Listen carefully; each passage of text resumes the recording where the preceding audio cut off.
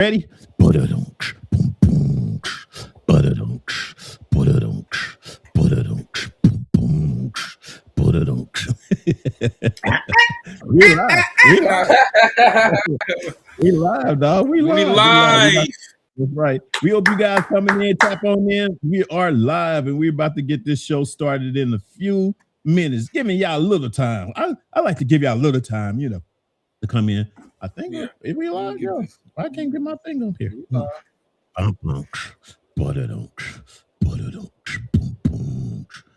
Oh shit, there it goes. We're about to get this. Oh, see, I told y'all we was live. All right, the share, baby, y'all in here. If y'all are in here, let us know. Give us some thumbs up. Let us know that you're here. Let me see who we got. Oh, that's me. I was looking on there. I was like, "Who's that?" That's me talking. Okay, you about ready, fat boy? I'm about ready. I'm just getting ready to share. All right. When we start sharing, we're gonna go ahead and get that intro, man, and we're gonna get it started. All right. In 5, 4, 3, 2, let's go. 2. Hey.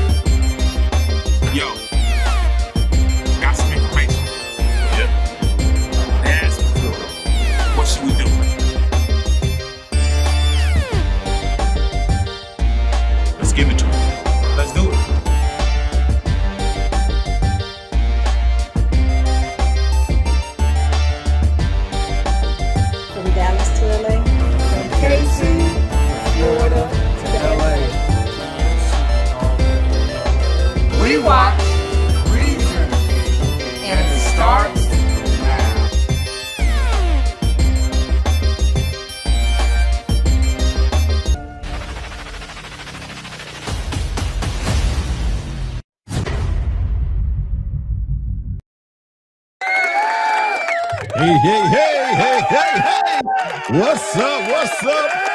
Yeah, baby. It's reasons. I know y'all wonder why we so hyped today. We gonna let y'all know, man. It's gonna be a great show. You know what I'm saying? Yeah. We appreciate you guys tapping in. Y'all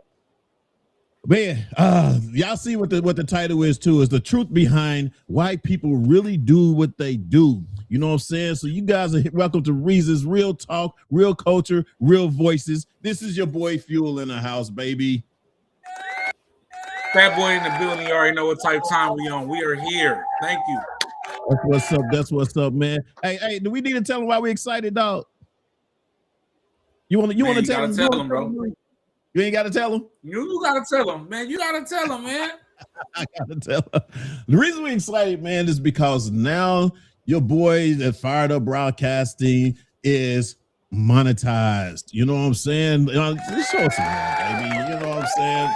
We're monetized now. So, and it's because of you that has been watching, giving us the watch time that we needed to get to this point. You know what I mean? So you're going to see a whole lot of more features and everything like that on our YouTube channels that you guys can get into. We got some stuff. We got some storytelling and stuff we're going to talk about. Matter of fact, today, and just give y'all some ideas of what we're going to be doing. So stay hit that subscribe button. If you're new, hit the subscribe button. Let us know, you know what I'm saying, that you here. Hit us on the chat, because your chats are going to be up on here, you know what I'm saying, to talk to us. I see BP's in the house. What's up, man? That's what's up. That's what's up. All right. Let me see if I can let me put it on the chat here. Hopefully it don't take too much of our. Nope, it blocks Fat Boy off. I don't want to do that. I was looking at the chat, whatever. It looked like it might even block you off. Maybe it does. No, it's just right up under you. We'll see. All right. So we got a lot to talk about, you guys. We're talking about the truth behind why people really do what they do. You know what I mean? And also we're talking about storytelling, you know, and what it is and how important it is, and the health it is for you, you know, as far as mentally as well, to be able to tell a story and all that type of stuff. But as y'all know, it's Black History Month. So we got to do our Black History thing. You know what I mean? We definitely have to give our love and homage to those that basically before us. And I'm gonna start off this time because Fat Boy, we you know, us as a culture, you know, and Black history, you know, a lot of us have invented things, you know, to the point where we use today, but they're actually been not reinvented. I want to say reinvented or stolen. Either reinvented or stolen from other, you know, white folks. I'm gonna just say white folks. You know what I mean? And I'm gonna give you guys. I want to show you guys a video, because after that, of course, we're gonna get into Fat Boy's segment as well. Just 3 of the inventors. You know what I mean? I'm gonna just give 3 of the inventors that basically has been there for us, or has invented things, you know, for us, whatever, but wasn't getting the credit. So here we go. All right.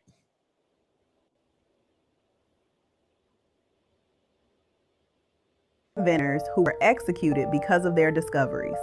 Back in 1860s America, an enslaved man named Josiah discovered a way to make steam engines use 40% less fuel. This discovery was a revolutionary breakthrough for the rail industry at the time. But there was just one problem. The rail barons heard about it first. Realizing this idea threatened their monopoly, they had to act quickly. Josiah was captured and hung for tampering, and Josiah's engine disappeared for 10 years until a white man invented the same thing. In 1854 Massachusetts, a slave called Dinah worked in a textile factory. She created a loom that could weave fabric automatically.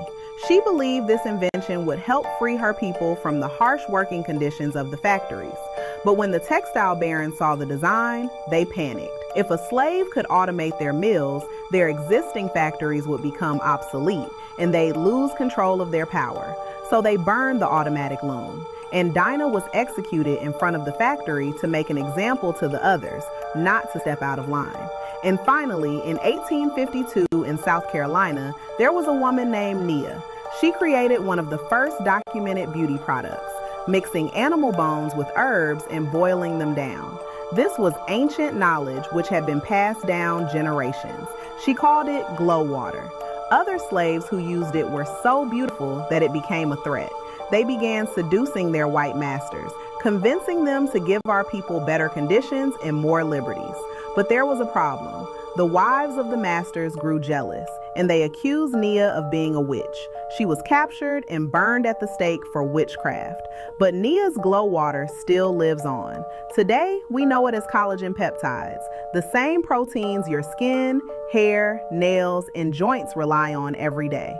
It helps boost skin hydration and glow, improve skin elasticity and firmness, and support thicker, fuller hair over time. There you go. There's a few of inventors back in the day, exactly that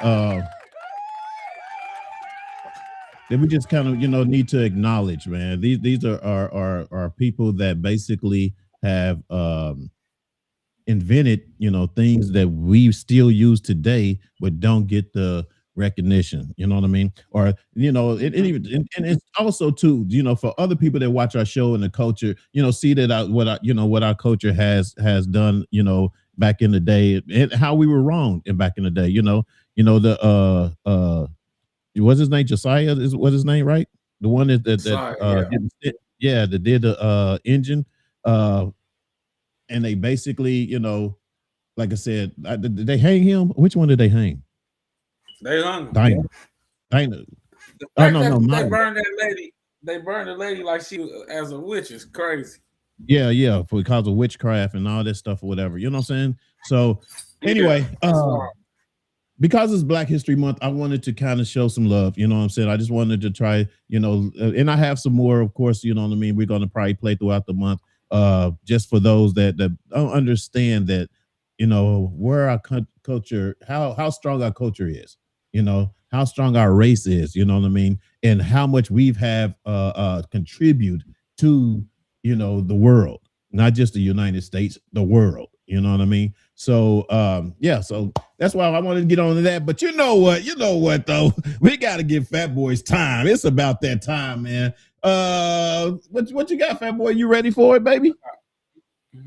What my music? Black History Month with Fat Boy. Here we go.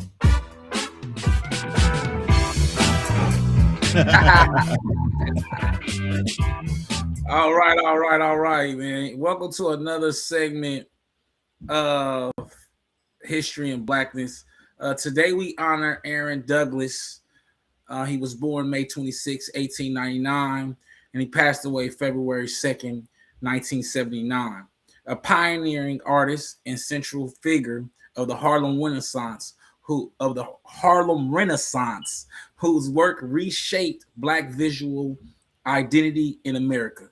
Born in Topeka, Kansas, Douglas developed an early passion for art and education. He earned a Bachelor of Fine Arts degree from the University of Nebraska before moving to New York City in the 1920s, where he became a leading voice in the cultural movement that redefined Black expression and intellectual life. Aaron Douglas rose to prominence through his bold, modernist style, blending African imagery, geometric design, and powerful silhouettes to tell the story of Black history and resilience. His illustrations appeared in influential publications such as The Crisis and Opportunity. The Crisis and Opportunity, and his murals, including the celebrated Aspects of Negro Life series, brought African American history and struggle into public view. Beyond his artistic achievements, Douglas helped build the foundation for future generations as an educator and longtime professor at Fisk University, where he established a strong arts program that nurtured emerging Black artists. This is History and Blackness, where we honor the visionaries who shape culture through creativity and courage.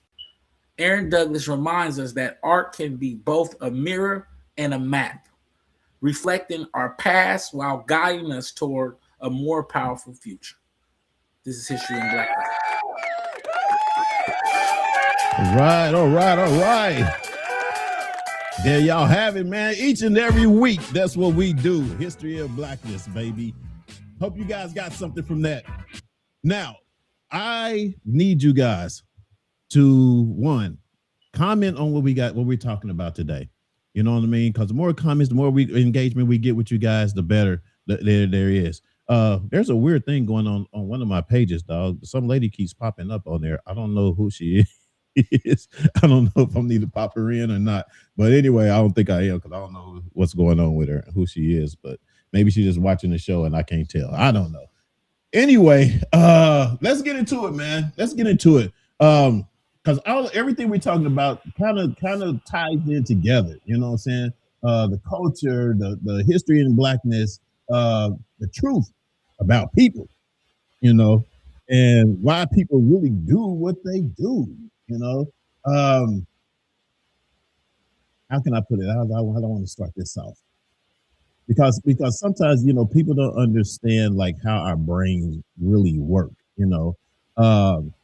And for social factors, humans are wired for connections, and our behaviors is often shaped by people around us. From childhood, we absorb norm and expectations from family, culture, and society. the need for belonging can make us conform, even when we don't fully agree with the majority. So this is one of the things, what I'm saying, is how we think, especially with the culture, with social media and all that stuff or whatever. So I kind of want to get off with that first. What do you got, Fat Boy? What do you think as far as like when say for instance, what I want to use for example. Let's start off. Okay, let's start off with the real reason why dating feels harder now. Why do you think that is harder these days to date? Let me change this. Man, we discovered that already. We Right. talked about it 1,000 times. It's hard to date because people's expectations have just changed, really. Mhm, You know what I'm saying? What you gonna do? What you over there? Oh, okay. I was like, what you over there doing? I think that, like you said, instant gratification. No one wants to take the stairs. Everyone wants to take the elevator or the escalator to to success, whether that be a successful relationship or a successful business. So I think relationships are getting harder because people want a perfect relationship right away. They want to marry the perfect girl or the perfect guy right away, and it takes a while for you to grow into a certain kind of relationship or a certain level of a relationship. And I think that the expectations are a little delusional and unrealistic. You think we actually do you think we actually, like you said, especially at our age, and then if we're single at our age or whatever, do we try to accept certain things that we normally wouldn't accept in order just to be with somebody? I'm not. Well, me neither, but Them days is I over mean, with. but in a way, I do think that some people, they try to overlook things that basically, that's against their morals or that they actually really want, and think that maybe that's going to, say for instance, for example, if I'm rich and I'm interested in somebody that's basically on my level, but someone comes along that I know is not on my level, but we gel in other ways. You know what I mean? We gel in other ways or whatever, and I basically overlook the fact that, okay, I want somebody that's kind of like on my level or whatever, because I feel like we'll communicate better. We'll be, on point or whatever together. But then you accept somebody that's basically not on your same level, but yet you get, your loving good, your conversation is good and all that. But then that one thing is going to kick in when it comes to you in that conversation of that person being on that same level, so you accepted it or whatever for that short term, because now this is nothing that's going to last for a long time, because you already know what you really want. You already know where you at. You know what you want. You know what I mean? But you accepted something else different. And that's why our minds are and why we don't grow or whatever, because we hesitate and take that time or whatever. And time goes on. Time, continues to flow or whatever. And as time passes or whatever, you look up, a year go by, a year and a half, 2 years or whatever, and now you just wasted all that time because you already knew what you wanted and you accepted whatever that person was and what they wanted. You know what I mean? Or who they were or whatever. And you can have good traits between each other. You can have good things going on between each other, but if it's just that little thing or whatever that bothers you, whatever, that should be known or whatever the case may be at the beginning. You know what I mean? And the other person has to be able to say, hey, can I deal with that throughout this whole relationship? Can I deal with this person as my life partner, as opposed to, just accepting it and then making it a problem in the future. You feel where I'm coming from? Am I talking too much? No. You crazy. You wild right now. You wild. And I want to hear from y'all. I want to hear from the audience too. I want to know, like, what actually really, what's the real reason Dayton feel harder these days? And that's one of the reasons. That's one of the reasons that Dayton feels harder because of that. We're so used to certain things. We're so used to certain people or whatever to the point where we start accepting anything, and we gotta stop doing that. We gotta stop doing that or whatever. So that's my thoughts behind it or whatever. What do you think? Yeah, what should I say? No. Personally, I'm on the fence about this because two things could be true at the same time, in the sense of that you can settle or give people, ignore the red flags, but I think that you also have to be mindful. Hold on, before I go where I was going, I also feel that you also have to understand that we come from different backgrounds. You got to be mindful that people come from different backgrounds, and we have to understand that people come from different past traumatic situations. And so before we are entering into relationships, platonic or romantic, we need to realize that we have to operate with grace. So yes, it's cool to run away as soon as you see the red flag. However, it's also important to assess, you made a great point, if you can deal with that red flag, because as you get to know this person, as you get to grow, this is not about changing them. This is about, as you guys begin to learn each other, if you care enough about each other, it's certain things you just won't do, you just won't say, because you understand. So I think that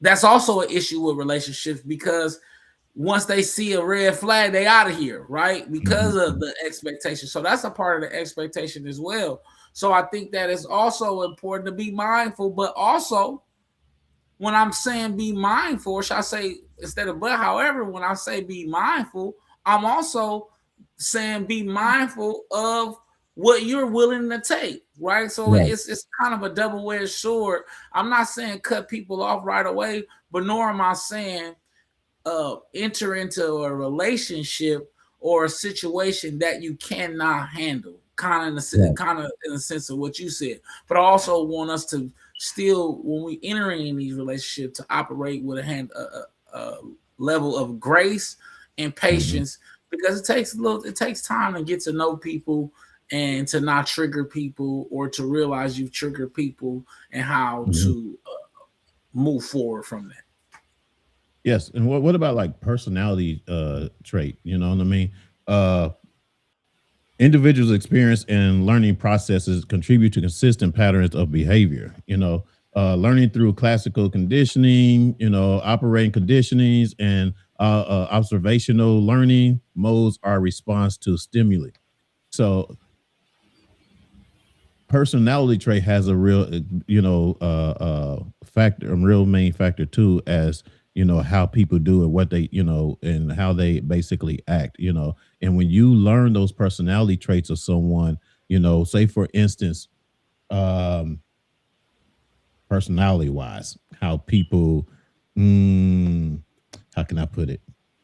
Personality wise, say for instance, I'm trying to think of a good example for you guys, so you'll come in on this with me. But personality wise, okay, say for instance, if I'm not a go happy, lucky, type of person, you know what I'm saying? I'm not, you know what I mean? If it's say for instance, if I'm not, I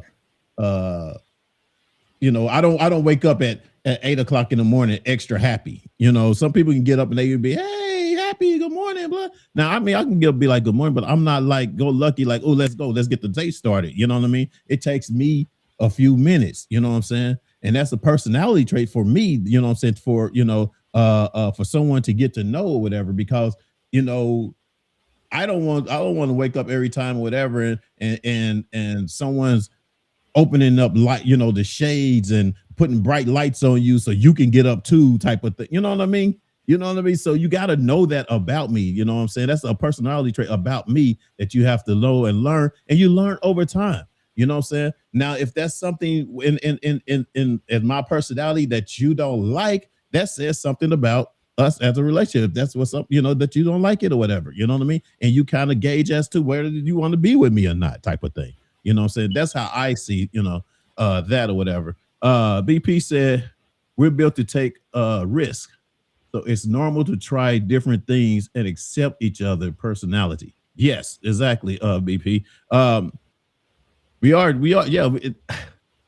But at this age, though, taking a risk at this age, you know, life is a risk, though. Like you said, though, you gotta also realize. I think that's another thing too. Is that's why it's good to also unpack the past trauma as well, because everything is going to be a risk. There's going to be, it's never going to be a clear road in a relationship. There are going to be arguments. There are going to be disagreements. There are going to be times when you all don't like each other. You know what I'm saying? There's going to be times where the relationship is tested or put to the test. And you have to withstand that. If you cannot withstand that, then you do not belong in a relationship. And I just feel like with anybody, right? If you cannot withstand any type of obstacle, anything, talking too much, right? If you can't take that, then that's not the person for you. Because if it is, you'll find a way to adjust. I think that we put too much emphasis on a perfect relationship and things being right. And I think we hide behind red flags. We hide behind people's flaws as if we don't have any, right? As if we're perfect. When you're taking a risk, how high of a risk? What are you risking? Are you risking just the time? What you know what I'm saying? How high of a risk shall one take or whatever in order to feel like they're in a good space or relationship? I wouldn't weigh it on risk, right? I would say that the relationship itself is a risk. So don't go in expecting that things are going to be perfect. But when you say the level of risk, I would say no risk higher than you willing to lose, or that you willing to take. Gotcha. In that sense, if we weigh it in a level of risk and reward. Okay. All right. BP said we all are built a certain way. We're human and know the struggle is real. That is true. The struggle is real. What's that, Renee? I see Renee. What's up? Appreciate you tapping in. As you can see, we're actually talking about the truth behind why we do things, you know, why we really do what we do. You know, one of my questions was the real reason dating feels harder now. And I guess because I'm going through that, you know what I'm saying? Dating do feel harder now, you know what I mean? And one of the things is kind of like I'll have all the conversations up front, basically. You know, I don't hide anything when it comes to, you know, if I feel comfortable with you, I don't mind discussing anything with you, you know. Whether, you know, it comes to finance, whether it comes to, you know, sex, where it comes to just trusting each other, you know what I mean? I have no problem with that. But, you know, you're still going to see up front who I am, you know. I don't hold back, you know, just because sometimes I might not talk or something. I don't hold back. I'm still going to be me, you know what I mean? So, you know, sometimes people feel like that you should be a certain way in order for you to be with them. And that's fine if that's what you like and that's what you want. You know what I'm saying? That's cool. But I'm the type of person that is just going to be me, and I'm not a negative person. You know, I try to be positive about everything, but you know, I'm not going to let one thing just ruin everything. You know, so. Anywho, so that's where we at, Renee. Appreciate you tapping in. You know, hope you understand where you at, and then I hope I got caught up or whatever, and you got some questions or either comments as well. Fuel trying to knock me over with these comments, man. What you doing, man? Move these comments from in front of my face, man. It is. He got me about to tip. Look at me. I'm hard behind. Hold on, let me tell you. I know, right? All up in your face. In your face. Michelle. Oh, that's great. Michelle says dating is hard because people are greedy and selfish. Yep, that's one, Miss Kelly. Really? That's one.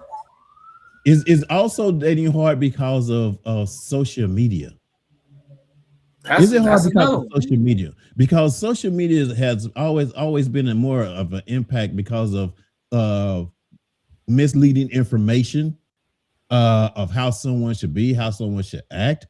You know what I mean? Less knowledge. You know, with a lot of the younger ones don't really know what, you know, real relationship is or marriage is or anything like that. You know what I'm saying? Because you're too young to actually really know. But these certain dramatic trends are the ones that get the attention, as opposed to someone that's being real, or someone that's been genuine, someone that's been truthful about, you know, what they want or whatever in a relationship, understanding adequacy and properness and all that type of stuff, you know. So, you don't get that as much anymore, especially on, you know, some social media, because you mostly got that from your parents, you know, and most people now these days are being raised by social media, you know, not their parents, you know, and that's where we need to get back to. What'd you say, Shell? She said, no one wants to love. I want to love. I want to love. What y'all talking about? I want to love. I want to, you know what I'm saying? Renee, go ahead and read that, fat boy. Renee says life expectancy is so hard. Hold on, let me read it over here. I can see the full comment.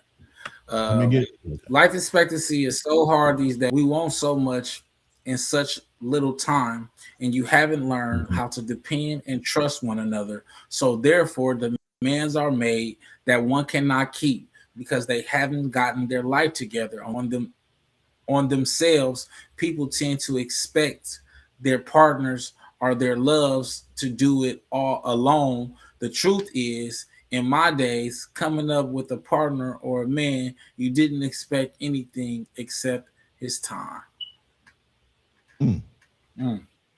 Ooh, well, that's a mouthful. That was powerful. That was good stuff. For real. Yes. Life expectancy is so hard these days, you know. And you say what you say? Days we want so much in such little time. That's true. That is true. Yeah. That's one of the things. Instant gratification. That's the hardest part. You know what I'm saying? It's kind of like, and I think I don't know if, to me, I don't know. You're a little younger than me, fat boy. So is it an age thing? Is it because, you know, with me, it's kind of like, do I feel like I'm running out of time of dealing with someone to the point where I just need it right now? I need this right now type of thing? Or, you know, what do you think? You think it's an age thing or what? I wouldn't say age. I do. Okay, yes. I say you took a long pause because I'm trying to think.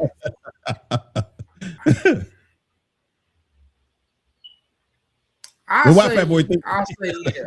No, I'll say yeah. I do think that it is an age thing, just as different eras. In the era that we're in now, it's just kind of like Renee said in her comment, that it's the gratification. People don't want to love. They just kind of want what they want. They want to be pampered. They want to lay up. They want to be put up and all of this foolishness, and not understanding for a real relationship to grow, both parties have to contribute and grow the relationship. One person doing it all by himself is stressful, and it's just not going to amount to anything. I think that I watched a comedian. It goes back to what you were saying, as he was talking about this era is a. I kind of grew up at the latter end of the era, but we grew up in an era where, you know, you watch Bill Cosby, you know, and the Cosby Show. You watched, you know, Martin and Gina, and you watched the Jamie Foxx Show, and it wasn't nothing for a guy struggling to get a good girl. You get what I'm saying? Because it wasn't about that. It was about the potential. As long as he wasn't no bum, as long as he was getting up but if you watch that, that the trope of the one getting more money than the man, and those tropes started to begin in the shows though. But it was great about it.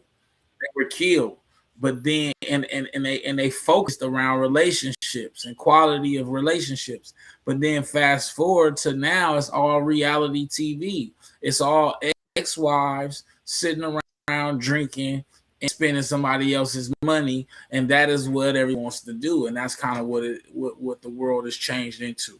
And then men want what they want, in the sense of they want women to submit to them, but then they don't want to submit to their women, right? The selfishness that we talk about in here, and so it's a lot of there's so many levels and nuances to the eras and what separates. But I do think that there's always old souls in every era, or there's always people who are outside of the box and who think outside of the box. Right.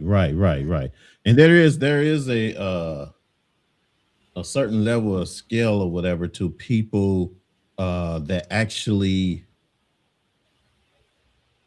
understand that, that actually understand back in the day, like how the culture, when stuff on when there was a black shows on TV about us or whatever, it was mostly about the culture. It was mostly about being educated. Remember, like the Bill Cosby show, or what's the different world?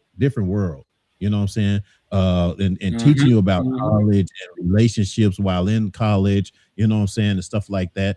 Teaching the bad things that happen and the good things or whatever. And then long jeopardy relationships, you know what I'm saying? As far as when they're a couple together, they're out there together throughout that whole season or segment, or not season, but seasons of, so it shows that, long jeopardy of relationship type of thing or whatever that you have to watch and get. We don't get that no more. I can't name one show now that you can watch and that you can watch and really be educated by the program or our culture. Do you know of any? One of this, Keenan Burris. Keenan Burris. You know the name? Damn. I think it's called Black as Fuck, if I'm not mistaken. It's on Netflix. Black as Fuck, really? Oh yeah, it have to be on Netflix. I don't know. I forget, but it's a Keenan Burris show. And he does a great job at doing a few things.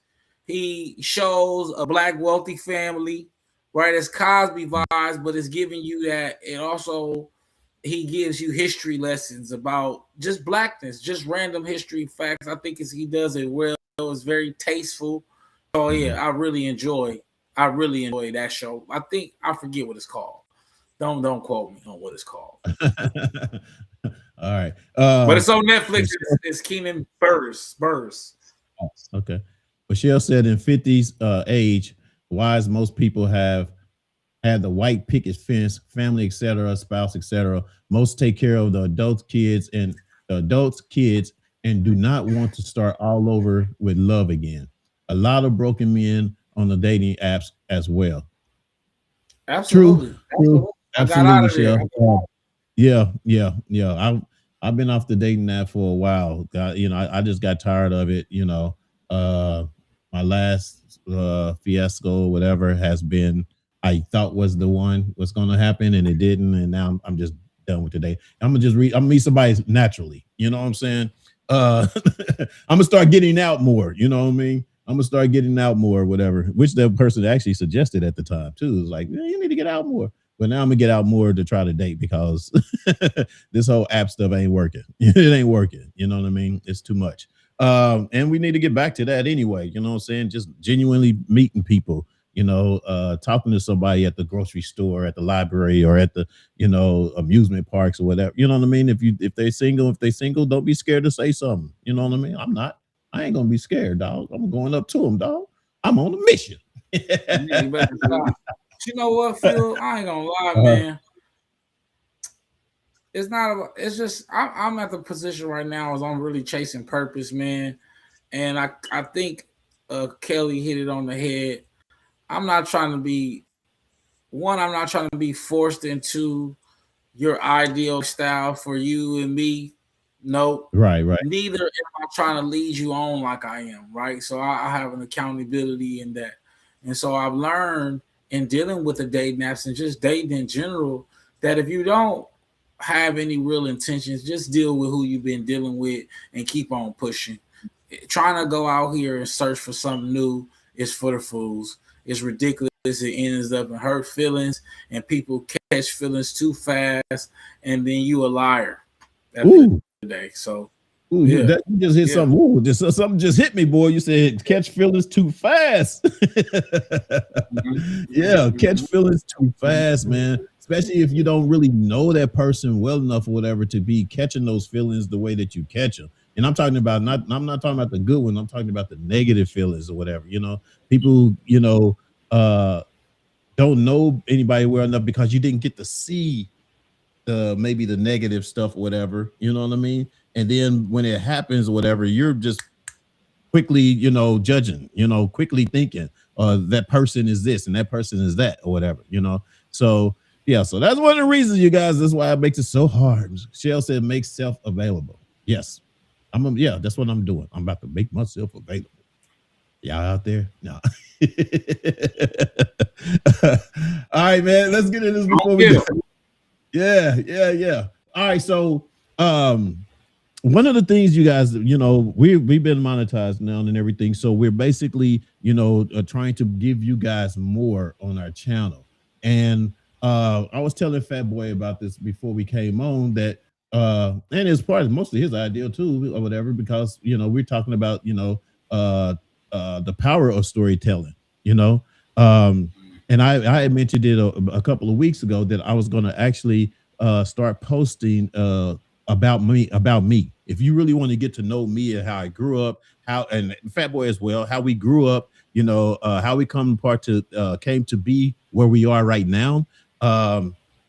It's going to be a good segment on our channel at Fired Up Broadcasting, that you guys can click on and check out, whatever. So when you come back on the show, who you're dealing with, the real personality, you know what I mean? And where we came from or whatever, and how we, gotten through the struggles that we went through, where they came through, in the streets, in school, all that stuff, whatever, in relationships. You know what I mean? You're going to get it all from us, in storytelling. And that's basically one of the things is very compelling for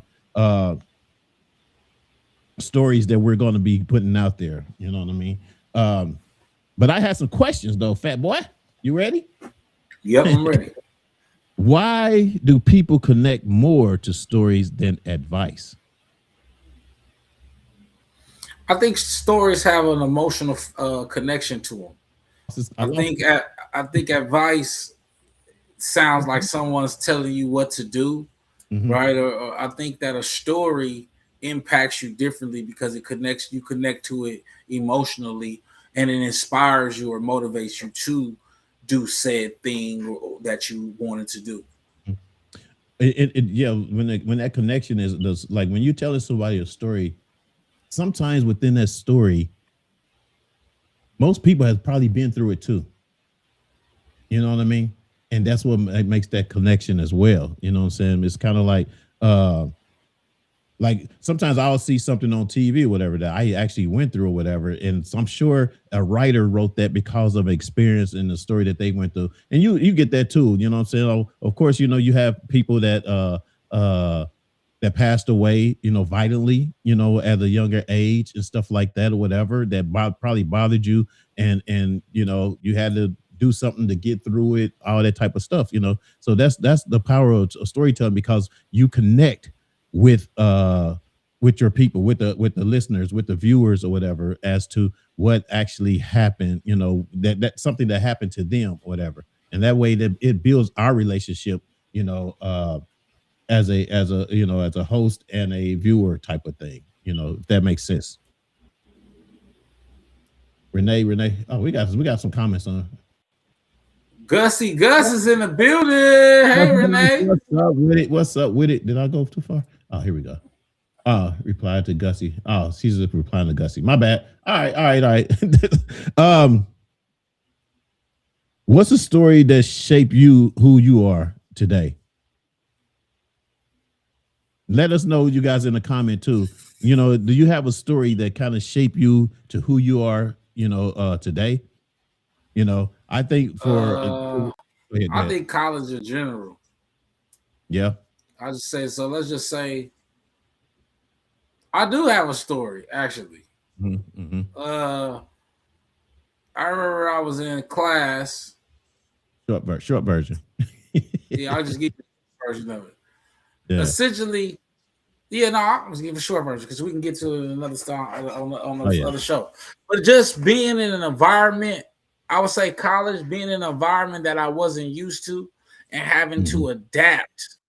And I'm talking about junior college all the way to the university now trying to get my master's, each trying to adapt every level has just kind of changed the way that I perceive that I perceive life, but also how I approach life as well is giving me a lot more confidence, and it's changed the trajectory of my life. My opportunity has strengthened because of that. So I would just say school will be a story that I would just tell it. Just continuing and going from LA Valley to Virginia State. I think Yeah. that journey was amazing, and it definitely is Yeah. the Yeah. reason why I'm who I am. What's up? I see Mark and Liz. I see you guys on Facebook as well. Appreciate you guys tapping in. And Trade Tech about too. And Trade Tech. I'm tripping. I can't leave off on Trade Tech. Man. You said Trade Tech? Yeah, you know, I went to two schools at one time. So okay. Yeah. I went to Valley and Trade We're Tech. talking about the strength of storytelling. And some of the things that makes storytelling memorable, like you said, unfortunately, a lot of people remember the negative part more than they would the positive part. Do you ever get that? Sometimes, you know, it's like I can tell the whole story, but the violent part that happened in my life or whatever, somebody's going to remember that more than they would the good times that I had in my life. You know what I mean? Which is kind of interesting or whatever, but that is what brings the connection to you and the people or whatever, you know, to connect more with success stories of struggling and you know, against struggling stories type of thing, you know. What else did I have? What else do we have? Has telling stories ever like help you heal? All the time.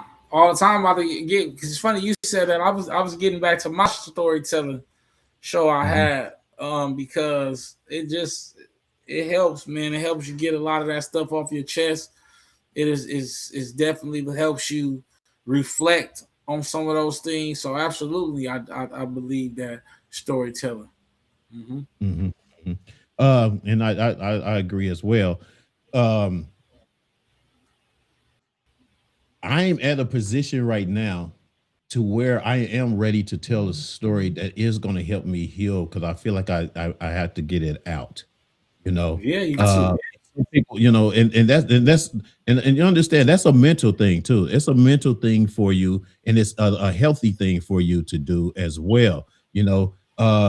Like sometimes you see on TV when you know, when ladies are abused, you know, and they held it in so long, you know, and then they finally, you know, talk to someone and tell their story or whatever, and they feel a lot better, or they're maybe able to advance and move on or whatever with their lives or whatever, as opposed to holding something in so deep, you know. And that's the position that I'm in right now is I want to tell this story, you know, just so you can understand about who I am, you know, where I got to where I'm at, you know, for a short one of the main things, of course, me being in the entertainment business and why I got into this business and stuff like that, and why it's like my passion and not a job, you know, all that kind of stuff. We're gonna get into it. We're gonna get a lot. You're gonna get a lot from this. From us, especially between the two of us, man. They're gonna get a lot of it. You know what I mean? When is the right time? I mean, how do you balance though the privacy and impact? How do you the privacy part and then the impact? You know, it's kind of like how do you dissect of what's really the, you know, private as opposed to, telling something that's going to be, impact to the listeners and to the viewers? That's a great question. First off, Mm-hmm. I think that number one, your comfort level, and then also your relationship with whoever you're talking about. Because I think that if you heal it, I think all stories can be told tasteful enough to where you're not embarrassing anybody. But you also have to be comfortable with your own truth, because people may not receive it, and that may be the impact that you get, where people will watch it just to reject it. So that's also something that you have to worry about putting your private life out there. However, I think that there's always one or two people that you will save. So I think that just being responsible, being entertaining and clever, I think that you will be able to, and tasteful, should I say, I think that you will be able to appropriately tell your story or tell private parts of your life, or private situations in your life, and they won't offend people.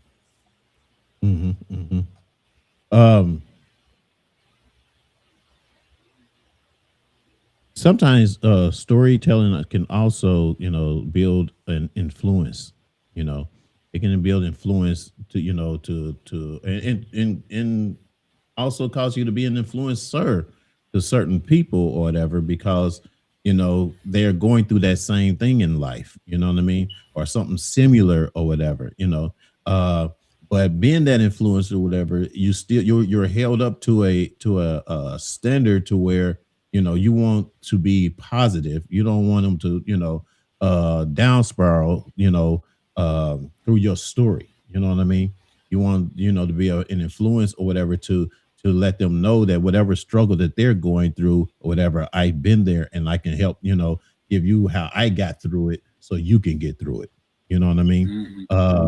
So I think, that what we're going to do, pretty soon, man, you guys are going to get a link to where, you get to see the storytelling that we're going to put out here, whatever. I think it's a good thing for the show. I think it's a good thing for the audience, you know what I mean, to actually get a more feel of who we are, that type of thing. So yeah, man, that's where I'm at, man. That's where I'm at. What we got, man? We good? What we got? We done? We good? Did you got any questions, Fat Boy? You out there? What's up? No, go ahead, man. That's good. You did a great job.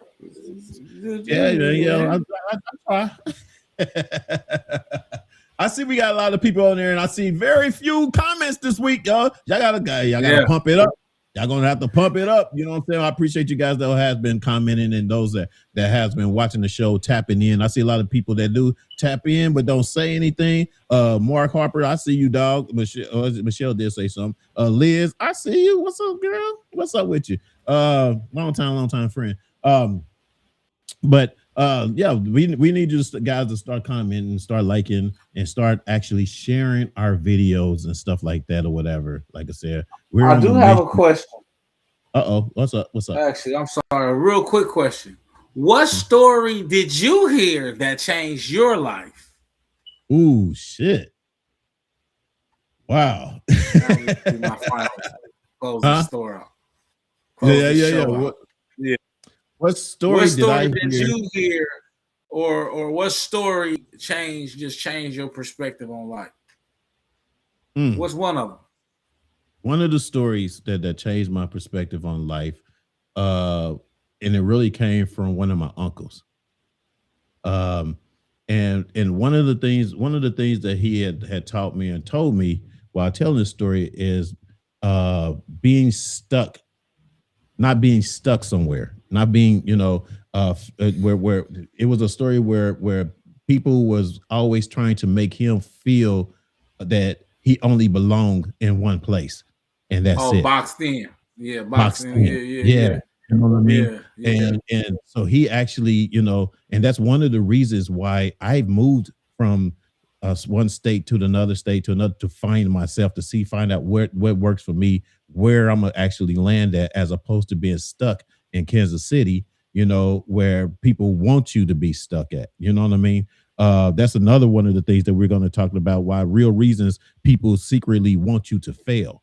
You know what I mean? And that's basically the story he was kind of telling me, is like how people want you to, to fail or whatever, because they're not going anywhere. You know what I mean? That type of thing. So that was kind of like one of those, that stories that got me to travel, live in Minneapolis, Minneapolis, Atlanta, and then here. You know what I mean? So yeah, that was one. That's a short one. That's a short one. Let's go. Okay. But you're gonna get the long story though pretty soon. It's gonna come out. It's gonna come out pretty soon. Fat Boy, you had an idea for Dear Brothers and Sisters, man. Let them know what we trying to do here, man. Let's go. Okay, so for Dear Brother, Dear Sister, we want to level it up since y'all playing with us. So since we had the idea of telling stories, we wanted to level it up. We want y'all to send a Dear Brother, Dear Sister. Now you can ask a question, or you can also tell a story. And this is how it will go. It will say, Dear Brother, I left my girlfriend 3 days before Valentine's Day. And you can tell us maybe why. 30 seconds, no longer than a minute. Or you could do the Dear Brother, Dear Sister, why do we? You can ask the question. So if you feeling that and y'all excited about it, man, tap in with us at firedupbroadcasting@gmail.com. That's firedupbroadcasting@gmail.com, and title it Dear Brother, Dear Sister. No longer than a minute, like I say, no longer than a minute. Well, actually, for the video, looking forward to hearing from y'all. I think for the video, we could probably push it out to 2 minutes. We could put. I would say the reason why I say that. Let's do 2 minutes. We'll do 2. Okay, so 2 minutes for the video, a minute for the audio. Yeah. Video story. If you got a video story, that you can kind of break down in like just 2 minutes or short, and it could be something like something that just happened to you just past week on a date. You was on a bad date. Something happened. You know what I mean? And you kind of like want to let us know, man. I went on this date, man. You know what I'm saying? Or even the ladies, I went on a date. The guy wasn't a gentleman. He didn't do nothing. Matter of fact, I ended up paying for the meal or whatever. And whatever complaints you got, we're going to put it on, you know what I mean? And we're going to dissect it and talk about it. And hopefully, it'll help you as well. So if you got a dear brother, dear sisters, you know what I'm saying? If you can send it to firedupbroadcasting@gmail.com at a small video, like Fat Boy was saying, that's gonna be fire. That's gonna be fire. So and label it. I hope we get that.